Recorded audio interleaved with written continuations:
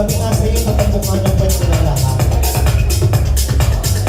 Sir Bar Zero Tambok Edition. Ay, Diyos ko naman, Lord. Ano ba naman niya? Bakit ngayon pa? Ate girl, pwede mag-CR ha? Baka naiinit ka na. Balik ka na lang pag yung mga, ano na, graduates na. Maiintindihan ka namin. Sige na, mag-CR ka na. Oh, wow.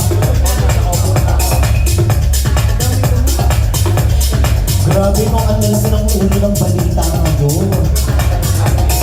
Nagbabaga ang ulo ng mga balita. Alas 6 ng hapon, alas 6.